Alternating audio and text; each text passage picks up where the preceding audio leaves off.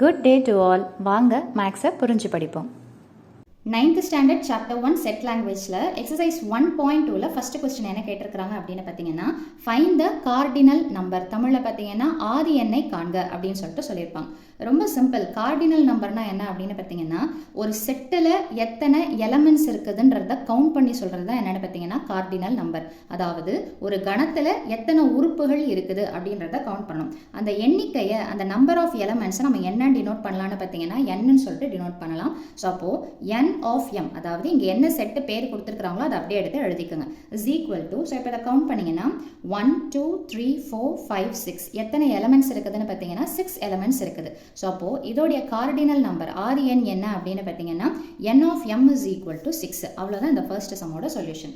இதுலேயே second subdivision பார்த்தீங்கன்னா p is equal to சொல்லிட்டு ஒரு இதை கொடுத்துருக்குறாங்க. முதல்ல இதை எப்படி படிக்கணும் அப்படின்றத பார்த்தீங்கன்னா p is equal to இந்த செட் ப்ராக்கெட்னு சொல்லுவோம் இதை. So p is equal to set of all x.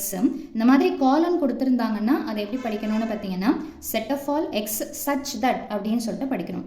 x is equal to 3n plus 2, n belongs to, இந்த சிம்பலுக்கு பேர் belongs to w.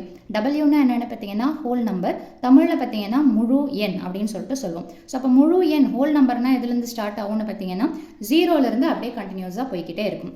அப்போது நம்ம கண்டுபிடிக்கக்கூடிய வேல்யூஸ் எப்படி இருக்கணும்னு பார்த்தீங்கன்னா 15 விட கம்மியாக இருக்கணும். அப்போ இதை நீங்கள் ஒர்க் அவுட் பண்ணி பார்த்தா தான் எத்தனை நம்பர்ஸ் இருக்குதுன்றது தெரியும். அதாவது இந்த இடத்துல என்னென்னு இருக்குது பார்த்தீங்களா, அந்த எண் என்னவா இருக்கணும்னு பார்த்தீங்கன்னா ஹோல் நம்பர்லேருந்து ஸ்டார்ட் பண்ணும், அதாவது 0லேருந்து ஸ்டார்ட் பண்ணும். இந்த கிடைக்கக்கூடிய எக்ஸோடைய ஆன்சர் எப்படி இருக்கணும்னு பார்த்தீங்கன்னா 15 விட கம்மியாக வர வரைக்கும் நம்ம இந்த எண்ணுக்கு சப்ஸ்டியூஷன் பண்ணிக்கிட்டே போகணும். ஸோ சம்ம ஸ்டார்ட் பண்ணலாங்களா? ஸோ அப்போ சொல்யூஷன் என்ன அப்படின்னு பார்த்தீங்கன்னா ஃபஸ்ட்டு இந்த எதில் நம்ம சப்ஸ்டியூஷன் பண்ண போகிறோமோ அதை எடுத்து எழுதிக்கலாம். ஸோ அப்போ x is equal to 3n plus 2. இப்போது எண்ணுக்கு தான் நம்ம சப்ஸ்டிடியூஷன் பண்ண போகிறோம், அதாவது பிரதியிட போகிறோம். n belongs to w அப்படின்னா என்ன அர்த்தம்னு பார்த்தீங்கன்னா ஹோல் நம்பர். அப்போது n is equal to, நான் என்ன போடணும், ஹோல் நம்பர் எதுலேருந்து முழு எண் எதுலேருந்து ஸ்டார்ட் ஆகும்னு பார்த்தீங்கன்னா 0லேருந்து ஸ்டார்ட் ஆகும். ஸோ அப்போ first n is equal to 0. எழுதுகிற விதத்தை கரெக்டாக அனலைஸ் பண்ணிக்கோங்க. இம்ப்ளைஸ், அதாவது நான் இதை சப்ஸ்டியூஷன் பண்ணும்போது என்ன ஆகுதுன்னு பார்த்தீங்கன்னா x is equal to 3n என்ன அர்த்தம்னா 3 into n. அப்போது 3 into n-க்கு பதிலாக 0. எப்போவுமே மல்டிப்ளிகேஷனில் வேல்யூ சப்ஸ்டியூஷன் பண்ணும்போது ப்ராக்கெட் போட்டு சப்ஸ்டியூஷன் பண்ணுங்க. மீதி இருக்கிறத அப்படியே எடுத்து எழுதுங்க. ஸோ 0 into 3 என்ன தான் வந்துடும்னு பார்த்தீங்கன்னா 0 + 2 என்ன வந்துடும்னா 2.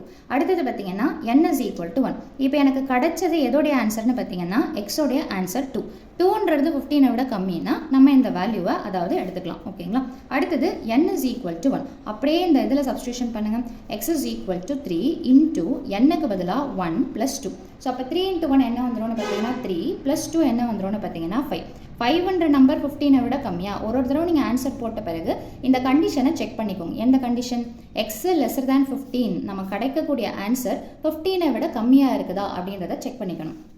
அடுத்தது பார்த்தீங்கன்னா n is equal to 2ன்னு சொல்லிட்டு போடுறேன். அப்போ x is equal to அதில் அப்படியே சப்ஸ்டியூஷன் பண்ணுங்கள். 3 n-க்கு பதிலாக 2 + 2. ஸோ அப்போ 3 2s are 6. 6ஓட 2 ஆட் பண்ணால் என்ன கிடைக்கும் அப்படின்னு பார்த்தீங்கன்னா 8.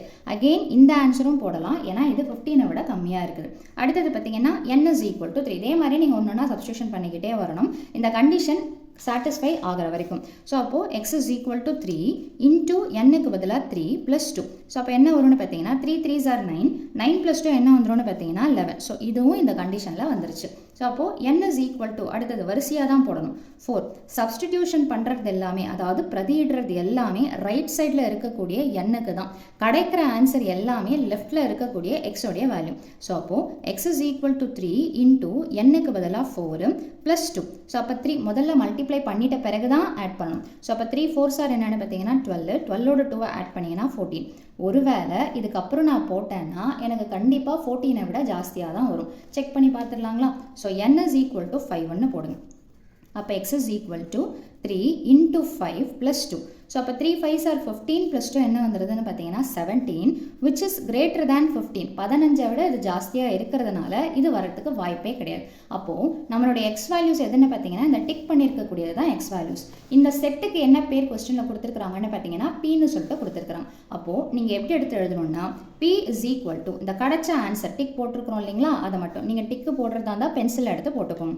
ஸோ அப்போ 2, 5, 8, 11, 14 அத்தோடு நிறுத்திக்கணும். 17 வராது, ஏன்னா அது கண்டிஷனை விட 15 விட ஜாஸ்தியாக இருக்கிறதுனால வராது. இப்போ இதுதான் நமக்கு ஆன்சர் ஆனால் கிடையாது. இது நம்ம உருவாக்கி இருக்கக்கூடிய செட் வேல்யூ. கார்டினல் நம்பர் அப்படின்னாலே என்ன அர்த்தம்னா என் ஆஃப் பி அப்படின்னு சொல்லிட்டு அர்த்தம். அதாவது ஆதி எண் அப்படின்னா என்னென்னு பார்த்தீங்கன்னா என் ஆஃப் பி.